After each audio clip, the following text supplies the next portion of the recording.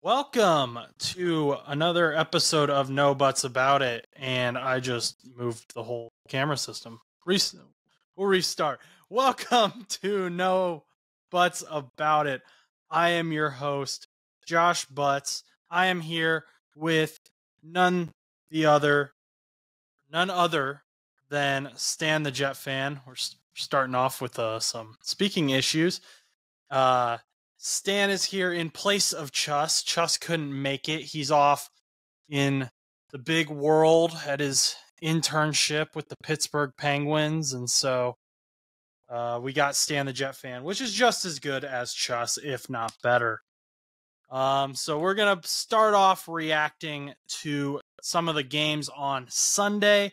If you're looking for the Bengals game reaction against the Cardinals, I released a video already about that. And I will also be on Joe Camo, the Cardinal Rules live stream tonight at 9 p.m. And we'll be talking about that game. So you can hear that there. But since Stan is the Jet fan, let's hear what did you have to say about that game? Zach Wilson kind of reverted back to himself a little bit. But what did you like? What did you hate? So, first of all, with Zach Wilson, and the team overall, I'd say I felt way more confident in the Jets after the loss to the Chiefs than after this win to the Broncos. So, really weird feeling. Love winning. Everyone loves a good old win, but definitely felt a little bit less confident in the team. And I think a lot of that came from the defense, especially in the first half. Our defense looked weird, to say the least. And I think it's something with the Jets overall this year, where every first half of the game, our defense looks very average to below average, and in the second halves of the game, we look like the best unit in the league. Before this week, we were the only defense to give 0 touchdowns in any second half, right? The only defense in the entire league. So really clutch defense. Now we ended up giving 1 touchdown this week, but I'll take that. At the end of the day, that was going to happen eventually, and our defense still looked really elite. I think at one point in the second half, especially in that third quarter, there was a stat that we went 12 plays, and the Broncos had, I think, negative 16 or 17 yards, a really crazy stat like that. And that's 12 plays, play-by-play, that they were having negative yardage for. Russell Wilson did not look comfortable out there, got sacked, ended up getting a fumbling when he was going for a run in the end. And then ended up being a scoop and score to win the game to guarantee us that dub there. And I actually don't think Zach Wilson looked too poor. He did have an interception. I don't know how many of the viewers saw that interception itself, but I don't think that was totally his fault. Was it the best pass he could have made? No. But was it, a bad pass? No. It pretty much went through the receiver's hands and the defender got his hands on it. It was a really weird interception, and I don't think I fully blame him. I'd say he gets maybe 20% blame for that one. So I think Zach Wilson overall, I actually was very happy with this play. He's making good decisions. He wasn't throwing a lot of stupid passes, and there was quite a few passes where I was like, wow, that is the Zach Wilson from back when he was in college that I remember seeing. The Zach Wilson who a lot of people said should have gone drafted first overall. Right, so we saw a lot of a good offense from Zach Wilson. My last thing I want to touch on is I think the biggest issue might actually be with the coaches right now with this team. With Zach Wilson, for example, he had so many third down conversions, and the reason he had to make so many third down conversions was because pretty much every single drive looked like this: 2 runs from the Jets followed by a pass because we were like 3rd and 8, 3rd and 7 every single time. And the runs just weren't working out as the first 2. And it became so predictable, I think the Broncos had just a simple time, an easy time of decoding the run-pass offense. So I'd like to see something more from Hackett, who was going up against a defense he saw play all season last year. So he should have known better than to run this. I think Hackett might feel about as split with Zach Wilson as I am, where he still doesn't know if Zach Wilson is good or if he's just fluking. I think Hackett has to trust Zach Wilson and has to give Zach Wilson the type of plays he can make, which we saw against the Chiefs. But it was a really weird game in that he did give Zach Wilson a lot of freedom, but the offense still looked really just stagnant with the run, and then a pass to save the day being the entire game, really. So you brought up Nathaniel Hackett, offensive coordinator for the Jets now. Last year he was the Broncos head coach, and the new Broncos head coach, Sean Payton, said Hackett's coaching job was one of the worst, if not the worst, ever done in NFL history. And it seemed like the Jets really wanted to go out and win this one for Hackett. How, as a fan, I don't know how tied you are to Hackett, but how did it feel to see the team kind of rally around Nathaniel Hackett? We saw them in the locker room. He got the game ball. He was named a captain, an honorary captain for this game. How did that feel as a fan of the Jets to see Nathaniel Hackett get this win over Sean Payton? You know, no matter how much I criticize this coaching staff and this ownership and management of the team, I'd say right now, in terms of my lifetime as a Jets fan, we have the best locker room, the best, teammates, right? The best leadership from this team that we've seen since pretty much the days of Revis and Mangold. I mean, it's been quite some time of bad ownership, bad management, and bad coaching from this organization. And even though the ownership has changed, the new management and new coaching is doing a fantastic job of establishing a good culture.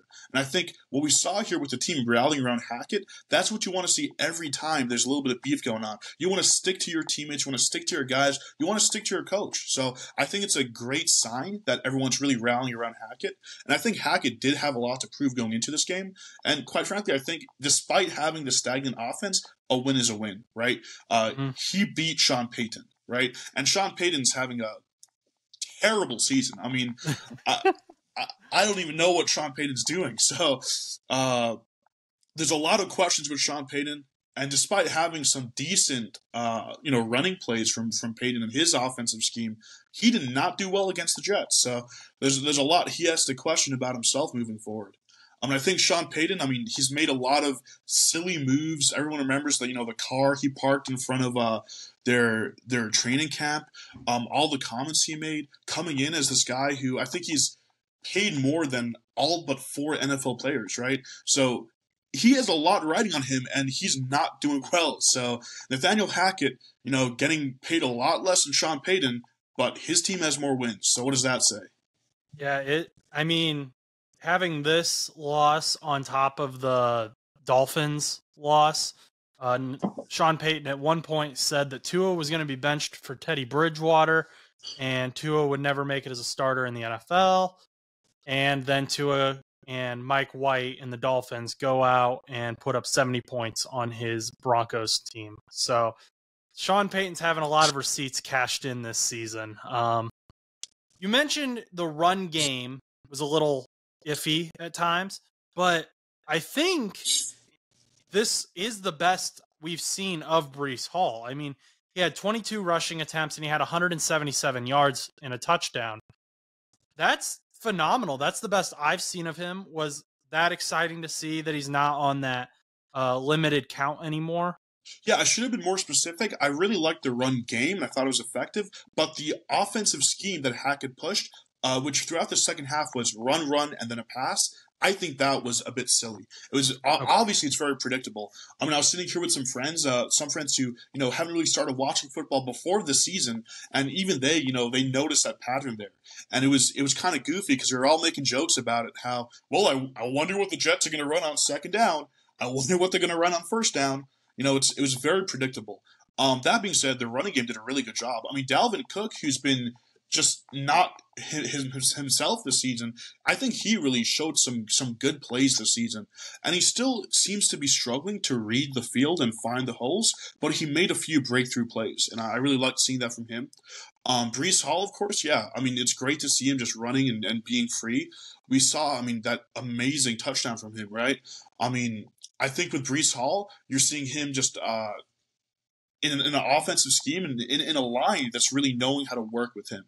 And you're seeing a lot of good work there. I just think in that second half of the game, it was just way too predictable. That was the big issue I saw. Yeah, so I think Breece Hall is an explosive player, someone you're going to want with the Jets for a few years. Same thing with guys like Sauce Gardner, who he got injured, but I believe he's okay now. But one player who's not okay, and I believe is out for the rest of the season, Elijah Vera Tucker. I know you're a big fan of his. He's a big name there on the Jets defense. Is he someone who, or how do you think his loss is going to affect the Jets going forward? To be honest, I don't know. I really feel like our O-line, saw a big improvement these last 2 weeks, especially against the Chiefs and, against the Broncos. They performed really well. So 2 weeks of really good O-line play. And it almost seems like now we have to see what we did there and try to replicate it again. I mean, bringing in guys from the bench, and it's always tough with an O-line because there's such a big drop-off compared to other parts of the field between your starters and your backups. Now, the Jets do have good backups. I think our struggle on the O-line was really knowing which guys to start. And that's why, seeing Tippmann play, for example, big improvement to that O-line there. So I really don't know what's going to happen. I mean, Tucker is arguably our best player on that O-line, and he usually looks like that. So it's not an easy task to replace a guy like him. So we'll see what the coaching staff can do. I will say, I think at this point last year, we had about 6 or 7 O-linemen get injured. So we're doing a little better. But it's going to come out to the backups and the guys we've drafted recently, the rookies, to step up here.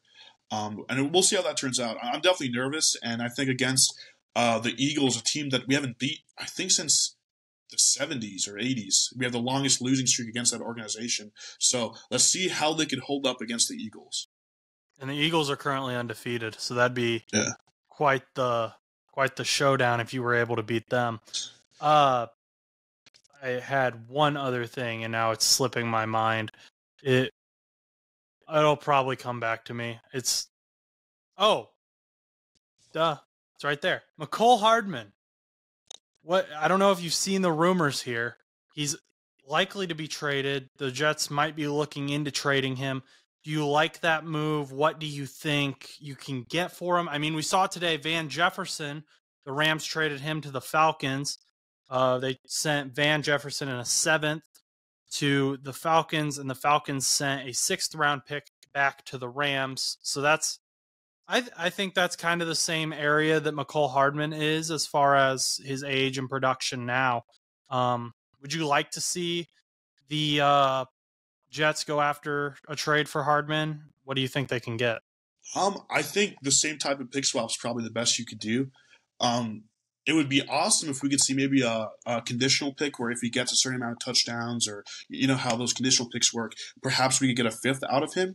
I don't know if too many teams are going to want to do that in the league right now, though. Because Hardman, at the end of the day, he's not really starting. He's not really taking snaps. Clearly, he's not the Hardman we know from the last few years. So I'm very curious to see what we get from him if we do go for a trade here.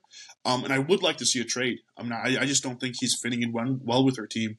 When he was first brought to our team, I really loved it as a pickup in the offseason. I thought, he's a guy who's performed very well, very consistently throughout these last few years. So I'd love to see some more of him, and I'd love to see him on the Jets, but I just don't think he's fit in well into the team. I think, with Wilson and the Wilson connection, we're seeing that kind of get going a little bit these last 2 weeks. But we're definitely primarily a running offense. So getting rid of someone like Hardman, especially now that we don't have Aaron Rodgers to pass the ball, I think it's a smart move.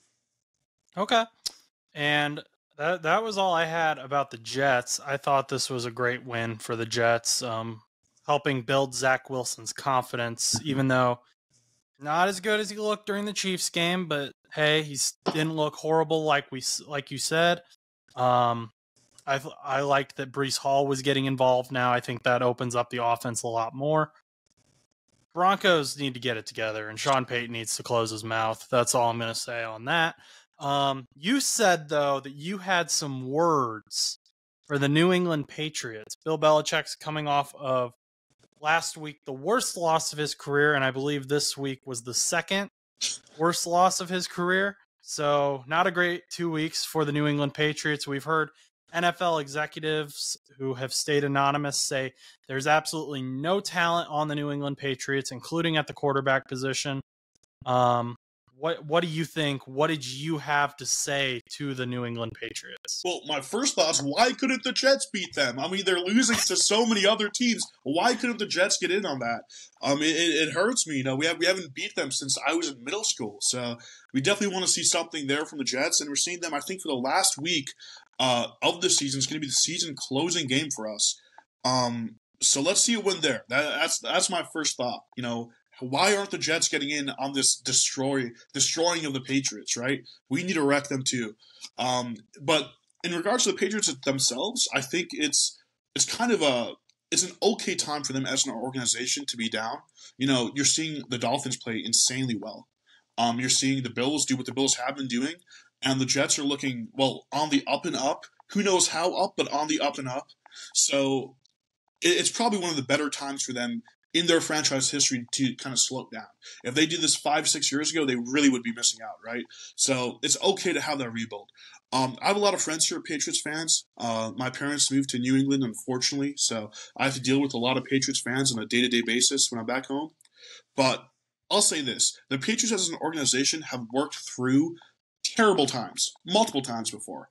And they were lucky to get Tom Brady, right? I mean, Tom Brady was a guy who was drafted, not really expected to, be the guy he was, but he ended up turning into something amazing, right? And I think Bill Belichick and the Patriots organization, and you realize that, hey, we're not going to get that again. You don't just get a Tom Brady, right? They need to be able to, as an organization, build up a good defense and an offense the way every other team in the NFL has been doing. Because you're not going to be able to bring in the same free agents that they used to bring in. You don't have Tom Brady, quite simply. In regards to Mac Jones, I think, quite frankly, there's not really a whole lot there. I don't think the Patriots have anything at the quarterback position, as you just now said. And I think for them as an organization, they're not going to make the playoffs the next few years unless they turn things around drastically or bring in a really big free agent quarterback. So I think the Patriots are down. I've never seen them this down. I'm a little giddy thinking about how down they are as a team. And the Jets need to swoop in when we meet them in the last week of the season and finally get a win against them. So you had this debate with Brady and Belichick with, is it Brady or is it Belichick? And then Brady left. He went to Tampa Bay and won a Super Bowl. Belichick hasn't really done anything without Brady. For a while, Belichick was considered the greatest coach ever. And now I think Belichick's getting a little exposed. He's definitely got, I believe he's got the second most wins. He's planning on coaching until he passes Don Shula, who has the most wins. I'm not sure he's going to get there. I'm not sure Bill Belichick is going to be able to catch up to Don Shula because this team he's put together isn't it. Mac Jones has not shown that he's willing to work with offenses, I guess. I mean, it seems like the offense was very split last season between whether he or Bailey Zappi should start, and now Mac is starting again. So are you kind of in the same boat with me as to where it was Brady, it wasn't Belichick, or do you still think Belichick could get something done? Well, I actually do think he will beat that Don Shula record simply because, one, coaches can play until they're really old, right? Belichick, I don't think he looks unhealthy. He doesn't look like he's going to have to retire for health reasons soon. Unless something like that happens, I think he could work around till he beats that. And here's the thing. There are about 20 other teams in the league that would take Bill Belichick like that, right? So there's 20 other teams in the league that, if he ended his career with the Patriots, would be more than glad to scoop him up. So I think he does have enough in the gas tank left. In regards to like whether it was him or Brady, I definitely think it was Brady. I don't think it's too much of a question of that. Even in regards to like the players he was bringing into the building, it was Brady. A lot who was attracting the best wide receivers, the best defenders. Because when you have a quarterback as good as Brady, you know you can go to a Super Bowl. So for the non-skilled positions, the guys who are looking for a ring, that's a team that can go to chase a ring on. I don't think there's too much of a question about that. And I think with Bill Belichick, he definitely is a good coach. I mean, clearly we saw with the field goal blocking, that became a big thing, I think, in week 2 of the season. Or was that week 1? I'm not too sure. But wherever that was in this season, that field goal blocking, he understands the game of football enough, and he's seen enough of football where there are plenty of other teams, if the Patriots don't want him, he'll be more than happy to scoop him up. But I imagine if I was to read Belichick's mind, he's probably going to do at least a few more seasons with the Patriots and retire. Because, I mean, he understands that fan base. They love him more than anything. He's definitely the greatest Patriots coach, at the very least, of all time. And quite frankly, I don't know if anyone's ever going to beat him to that accolade. But yeah, I do think it was Brady. So Belichick is currently 71 years old. And the record, just so we can get some numbers attached to this, is Don Shula holds most for regular season wins at 328. Belichick is at 299. So it's definitely attainable from a numbers perspective. I'm just not sure this team is going to be able to get, because if they only get 3 to 5 wins a season, that's quite a few seasons, and he's already 71. He's getting to where he's pushing it, I think. Unless he goes in and gets it on a technicality where they're like, oh, yeah, he doesn't call plays or anymore, but we put him in as head coach, even though he's 85. He's not doing anything, but we wanted him to get the record. If he's willing to go to a different organization, I think there's plenty of weak divisions out there where he can enter in, play in a weak division, beat some poor teams a few times a year, and get to that record. I don't know how much of beating that record is on his mind and how much of a goal that is to him. You said that's something he's trying to do. So if he's trying to do that, I have no doubt he's going to be able to do that. I mean, if he goes to a team like the Commanders, goes kind of a 50% type win season, a few of those, he'll reach his goal. Okay. Well, we'll see what happens. Definitely seeing a slump in the post-Brady era in New England. You know who isn't seeing a slump, though? And we saw it on Sunday Night Football. The team that I am the most scared of that the Bengals have to play this season. And people have said it should be the Chiefs. People have said I should be scared of the Bills. I am scared of the San Francisco 49ers, man. That team does not lose. That team is complete head to toe. And the guy at the helm is being paid, I believe, less than $1 million. Mr. Irrelevant Brock Purdy. He showed up on Sunday Night Football, tore apart what was the number one defense in the NFL in the Dallas Cowboys. And him and Christian McCaffrey, George Kittle, who hadn't had a touchdown all season, had 3. Did you get to watch this game? Did you watch the dissection of the Dallas Cowboys? I was in and out while that game, but I mean, here's what I'll say. When are people going to put some respect on Brock Purdy's name, okay? People are still disrespecting him, saying it's because of the team around him. Clearly, that's not true, okay? I mean, he knows how to play the game of football, and he's very good at it. Now, yes, he's probably better because he's on one of the consistently best teams in the NFL for the last few years, but, I mean, he's been doing an amazing job of staying consistent, staying healthy, making his reads, making his plays. Yeah, this kind of... And I told you I had not a boiling hot take, but a steaming hot take, like a fresh out of the hot shower take. And I think Brock Purdy should be in the MVP talk. I have not seen it at all. I have not seen anyone talking about Brock Purdy. I've seen Tua, I've seen Tyreek, I've seen Christian McCaffrey. All warranted. But at the end of the day, it is a quarterback award. We know that. We know the MVP tends to go to quarterbacks. And so I looked at Tua's stats because he's the other quarterback who I've seen a lot of talk about. He has 1,614 yards, 11 touchdowns, 5 interceptions. Brock Purdy has 1,271 yards, 9 touchdowns, and 0 interceptions. Which, by the way, I believe, let me double check this real quick. I think he is the last quarterback to have not thrown an interception. Oh, nope, C.J. Stroud still has not thrown an interception. So C.J. Stroud and Brock Purdy are the only 2 quarterbacks left who have not thrown an interception this season. Brock Purdy has never lost a game that he both started and finished. The only game they've lost is that NFC Championship game where he got hurt. That's going back to last season.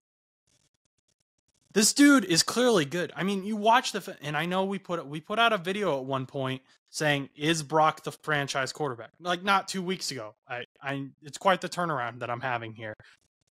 But I've been watching him, and I've been like attentively watching the way he plays, watching the way he dissects the field. There was a play against the Cowboys, and it turned into a touchdown.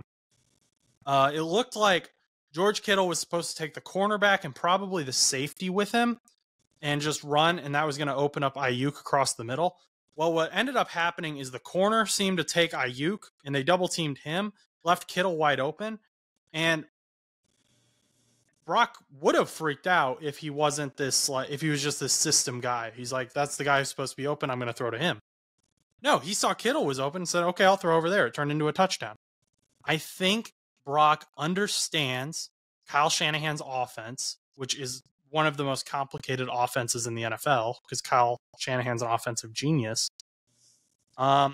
He knows when to run. He knows when to audible. He just seems to really get football, like you said. He's not just a system guy. I think we need to have a conversation about whether Brock Purdy should be the MVP this year. I mean, what do you think? Yeah, I mean, I haven't really thought about that either. I mean, the awards are a little far off in my head, but I mean, that's true. I mean, he has been just so consistently a starting level quarterback. Every other starter has their faults, right? I can't really point out too many in Brock Purdy. So, I mean, we'll see what his success is this season. Maybe, fingers crossed, we could see an undefeated season from him. But regardless of what happens, I think he's definitely proved that he's a starter level quarterback, which people were questioning just last season, right? I mean, but he's definitely a starting level quarterback. I think he's definitely one of the best quarterbacks in the NFL. He should be in everyone's top 5 conversation at this point in time. In regards to whether he's an MVP, it's a little hard to say just because, to me, an MVP is the most valuable player, the player on that team that gives them the most kind of wins above who else would be replacing them. And I don't know how much of that is true compared to Tua. I think Tua definitely pulls his team along with him, while Brock Purdy is just part of a much better team.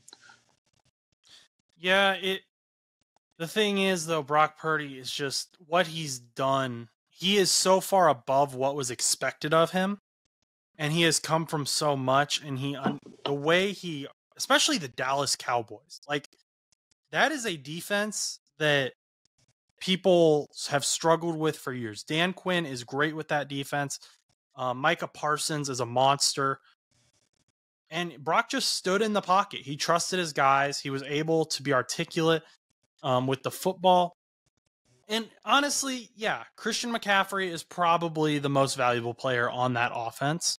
So I don't know that Brock is necessarily the most valuable player on the 49ers offense. But again, the MVP is a quarterback award. And I hate to say it, and I think Christian McCaffrey really should get it because he's had a touchdown in 14 games straight now. That's an impressive streak. And the fact that quarterbacks just seem to always get the MVP award is stupid, but it's the way it is. And this is the year to do it, really. I mean, Patrick Mahomes is having a bad year. Patrick Mahomes has 1,287 yards.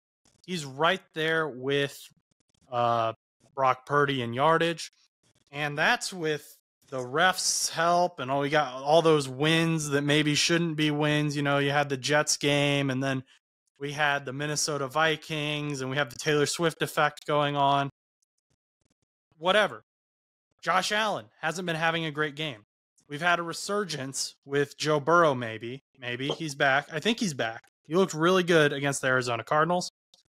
But our top 5 quarterbacks that we usually have haven't been doing great. Like Mahomes, Burrow, Allen, Jackson, Lawrence. Even Herbert's kind of been iffy. Mm-hmm. I think this is the year for Brock Purdy to step in and get that. Tua, I think you could argue the same thing, that he's just got really good offense with him, because that Dolphins offense is insane too, with Hill and Waddle and Mostert, and they had the rookie running back who's now injured. But I don't know. I think more people need to be talking about Brock Purdy for MVP. Here's what I'll say. December 3rd, they're playing the Eagles. I think that might be, at that point in the season, if he's still performing at this level, I think then yes, he should be MVP. But I want to see how he does going up against better offenses in the next few weeks. the Cowboys, they didn't really put up a whole lot of points against him. So let's see those type of games when maybe he's not winning in the third and fourth quarters, when maybe he has to work a little bit harder to get his team back up. Looking back at Tom Brady and all the games I watched him destroy the Jets on, so many of them he'd be down in that third and that fourth quarter. I remember one of his last game against us when he was on the Buccaneers. He had to come back against us, right? And that's the type of quarterback that I think wins an MVP award.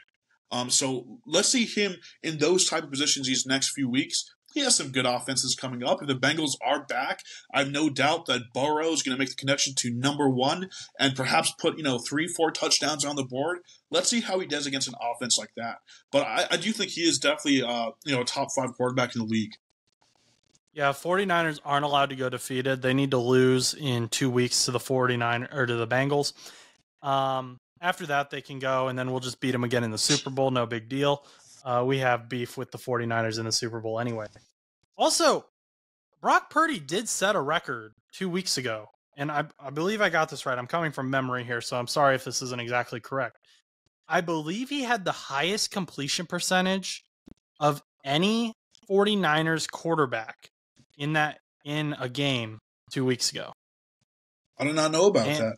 That is very impressive when you consider that Joe Montana and Steve Young both played for the 49ers. 2 Hall of Famers there. So Brock Purdy's got some big shoes to fill, and he's working on it. He might actually be something. I think people should be keeping an eye on him. I take back my video wondering about whether he's the franchise guy. I think he's the franchise guy. Brock Purdy is him. Let's move on, though. I mean, I could rant about that forever. We got 2 teams tomorrow. A team that we just kind of roasted and a team we alluded to that might be getting some help from the refs. We got the Denver Broncos. Sean Payton coming fresh off a loss from Stan's New York Jets. And then we have the Kansas City Chiefs. I haven't heard whether or not Taylor Swift is going to be at this game or not. Maybe the refs will help her. Maybe they won't. What are you excited to see about this game? I mean, quite frankly, I kind of want both teams to lose. So I know that's never happened before in the NFL, but if we can see that, that's a good night for me. I think it's going to be a terrible game. I think the Broncos are going to lose by 3, maybe 4 scores. So we'll see how it turns out. I think it's going to be a blowout, though. I mean, the Chiefs, even though they've had their struggles, I mean, Kelsey is supposedly healthy. He's going to be playing, right? The Chiefs are a relatively healthy team. They haven't had too many injuries I can think of, at least off the top of my head. The Broncos have had some injuries, and they're going to come into this game after a really embarrassing loss. I mean, every single game this season, they played either a previous defensive, offensive coordinator, or in the case of Mike McDaniel, a previous water boy of their own organization. So they've gone up against a lot of guys who had a little bit of beef with them, who the organization had moved on from. So I think they're really pushed down as an organization. I can't imagine they're going to feel too great entering this game on primetime television when their only win was up against the Cardinals. So it's not a great look for them. Yeah, I forgot about the Mike McDaniels thing. That's another one where they didn't even give him a chance to interview for their head coaching position, and he'd already worked for them. Mm-hmm. But man. This game is not one that I'm looking forward to watching. It is similar, but not different to the Monday Night Football game, which we'll get to here in a minute because I accidentally skipped over it. But the Thursday Night Football game, Chiefs versus the Broncos. Mahomes is going to meet up with Kelsey. That's just a given. Pacheco's been insane. Pacheco's like a tornado. I don't know if you've watched him run. I don't want to compare him to Marshawn Lynch, but their running styles are very similar, and that he doesn't waste a move. He's like, and he spins until you bring him to the ground. He doesn't go down. He makes you take him down. Very exciting running style that I love to watch. I don't even know who on the Broncos. Maybe Pat Surtain the second on the defense. But who else is there to really watch and be excited for at this point? I mean, The receiving core did not really get involved last week. I think Sutton only had one reception in the game, maybe two. So perhaps Wilson can get something going there. Wilson did look comfortable towards the end of the game. I think when he realized, okay, I need to play, I need to get something done. He had two good drives in a row. And then he unfortunately fumbled that ball. Fortunately for me, he fumbled that ball, and then everything changed in that game. That was it. That was the end of the game. So we'll see what happens. I mean, I'm not. It's just I think it's going to be a painful match. I mean that. But you say like he fumbled, and then he got uncomfortable. Chris Jones is going to be in his face all night. Yeah. So I mean, he might fumble again, and if it happens in the first quarter, is this game just going to be a blowout? Well, no, I don't really. He didn't really have the ball after the fumble. I mean it more in the sense that, like, before that fumble, he was warming up, he was feeling good, he was having some decent drives, and then that fumble it was the end of the game. So there wasn't really a whole lot to it. Gotcha. Yeah, it just makes me. I don't know what happened to Russell Wilson either. I don't know if he's just a jerk and his team doesn't like him. There's kind of those rumors coming out of Seattle, but I don't know how much truth there is to that. It's not a good game. Did you watch Monday Night Football? I did. You did. Okay. So Jordan Love, I thought, played terrible. Horrible decision making. Along with Josh McDaniels' bad play calling there at the end to go for the field goal, which was missed. I don't understand. Okay, so first of all, let's pretend the rest of the game didn't happen. Pretend the first 58 minutes didn't happen. Josh McDaniels gave them 2 minutes to win the game. And then Matt LaFleur decided we're only going to pass. They still had a timeout. He had 2 drop passes. A.J. Dillon had been running when he got the chance very well, I thought. And then with like 50 seconds left, Christian Watson's open, gets covered. Jordan Love throws the ball then to the end zone, and that's when the pick resulted.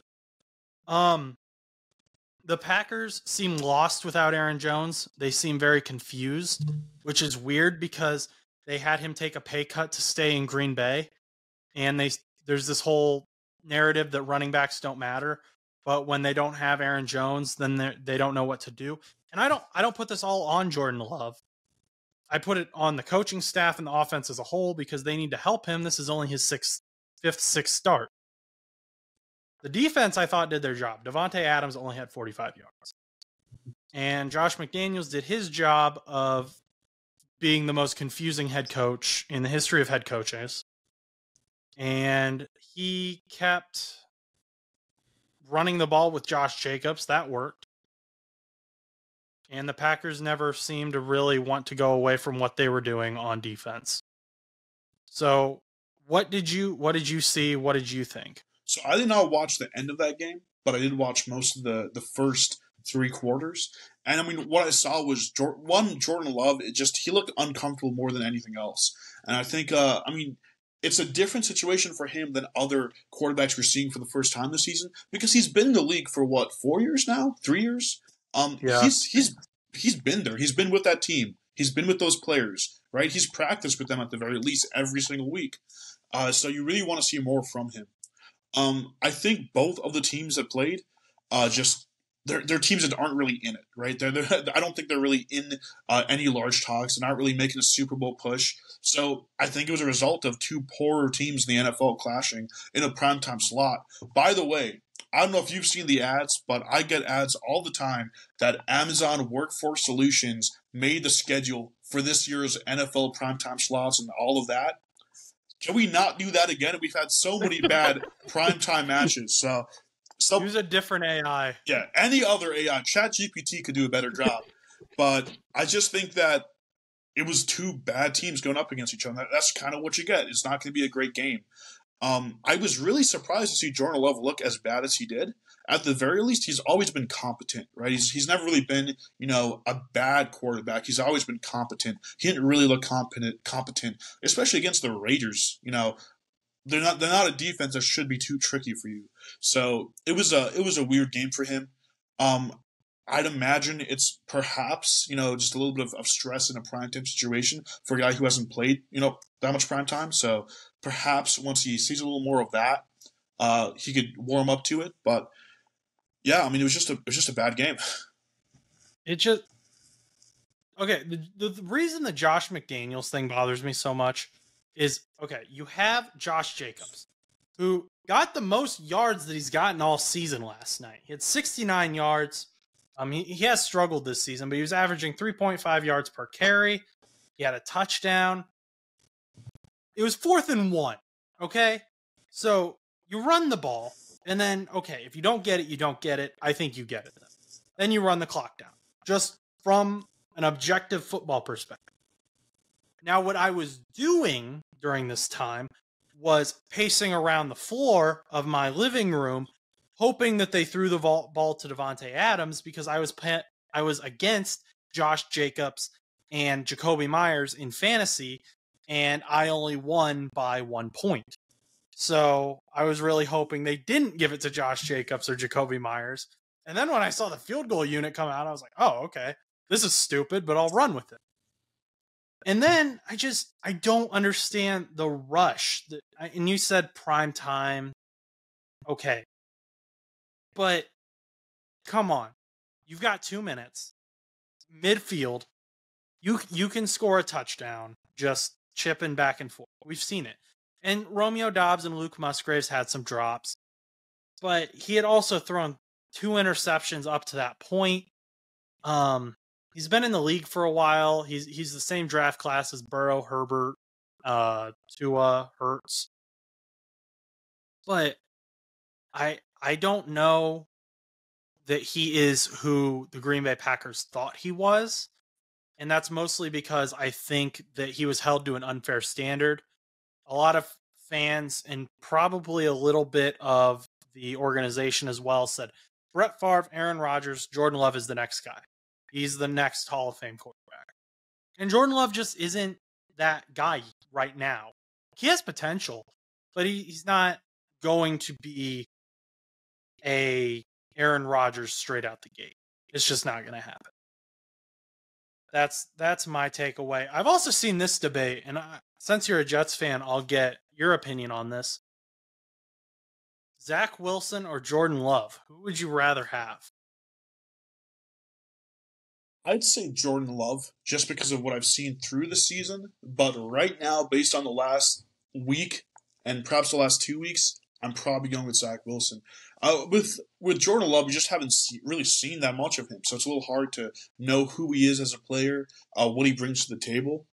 But I mean, I don't know. It's not really two great options there. So I'd probably lean towards Love though. You've kind of been on the wave with Joe Namath on Zach Wilson with he should be out of the league. You and Joe Namath said that the same week, and then you and Joe Namath both apologized the same week and said, okay, maybe not. Maybe we got something. Maybe this guy can do something good. So at least you're in good company. Yeah. But Zach, are you still open to Zach Wilson ever being a starter for the New York Jets?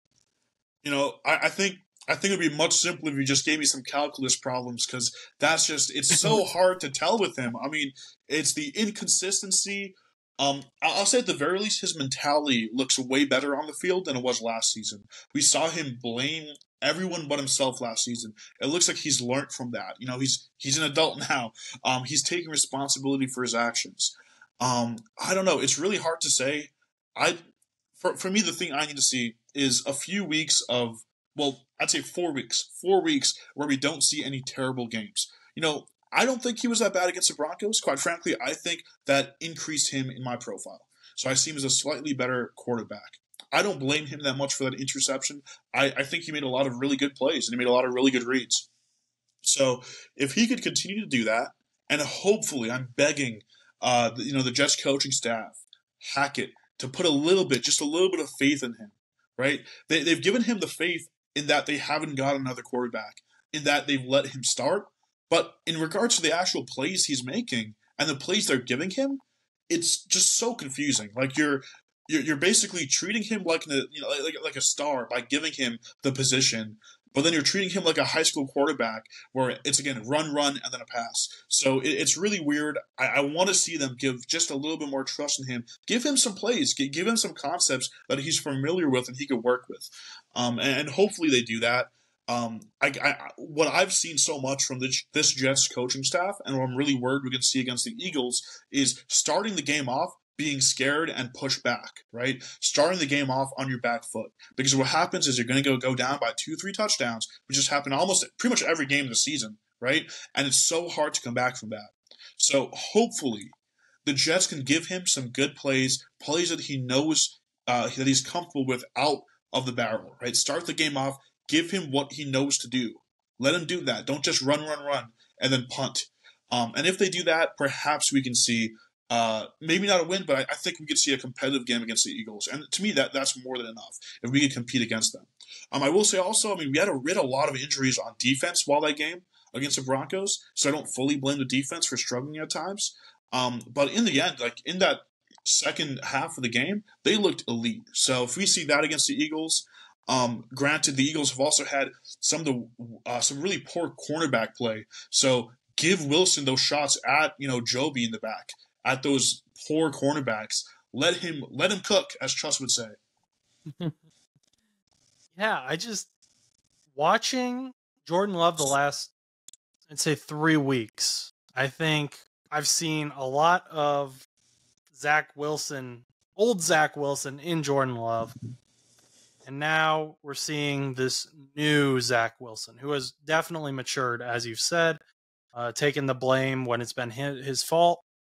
I don't know. There might be a resurgence in Zach Wilson. Those fans that have really gripped on tight and white-knuckled the Zach Wilson fandom might finally get some payoff. We'll have to see. The NFL is a weird league, but that's why we love it. That's all I've got for today. Stan, the Jet fan, did you have anything else you wanted to say before the spiel? No, I'm just excited for the next few weeks. We've got a lot of great matchups coming up, so let's keep doing this. Let's keep pushing ahead. The New York Jets, the Bengals, hopefully, get some better seasons going on. Yeah, just one more plug for the Cardinal Rule. I'm going to be live on his channel tonight at 9 p.m. on YouTube. It's 9 p.m. Eastern Standard Time. So if you want to hear about the Bengals-Cardinals game, he's a Cardinals fan. I'm a Bengals fan. We're going to talk about it. Hop on that live stream. And so with that, I will say thank you for listening to today's show. If you enjoyed, please remember to like, comment, and subscribe. We can be found anywhere you listen to podcasts and on YouTube at No But Show. Our social media pages are NoButts_show on Instagram and NoButtsShow on TikTok. My Twitter is Josh_Butts_2001.